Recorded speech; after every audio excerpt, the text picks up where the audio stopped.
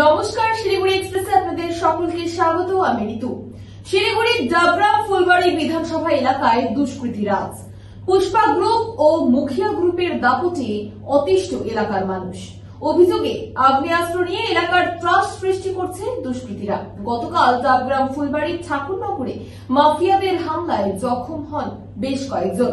প্রকাশ্যে মারধর করা হয় এলাকাবাসীদের। দাদাগিরি দেখায় জনাদশেক দুষ্কৃতী। আর এই ঘটনার প্রতিবাদে আজ শিলিগুড়ি নিউ জলপাইগুড়ি থানা এলাকার ইস্টার্ন বাইপাস ঠাকুরনগরে বন্ধের ডাক দেয় স্থানীয় বাসিন্দারা। স্থানীয় মাফিয়াদের গ্রেফতারের দাবিতে এলাকাবাসীদের ডাকে বন্ধ সকাল থেকেই ছিল সর্বাত্মক।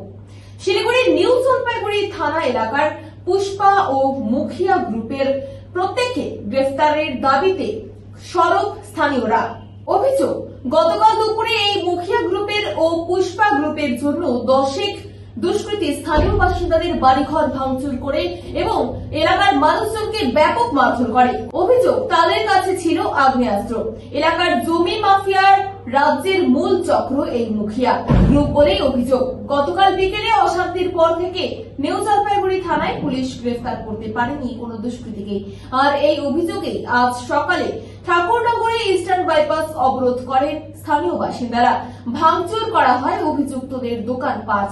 এই ঘটনায় ব্যাপক চাঞ্চল্য এবং উত্তেজনা ছড়িয়ে পড়ে ইস্টার্ন বাইপাসের ঠাকুরনগর এলাকায়। আজ সকাল থেকেই শুনশান এলাকা, টহল দিচ্ছে পুলিশ। দফায় দফায় বিক্ষোভ দেখান স্থানীয় বাসিন্দারা। পুলিশের ব্যারিকেড দিয়ে বন্ধ করে দেওয়া হয় ইস্টার্ন বাইপাস। আজকে দেওয়া হয় সব যানবাহন। ঘটনাস্থলে পুলিশ এলেও নিয়ন্ত্রণে আনতে পারেনি পরিস্থিতি।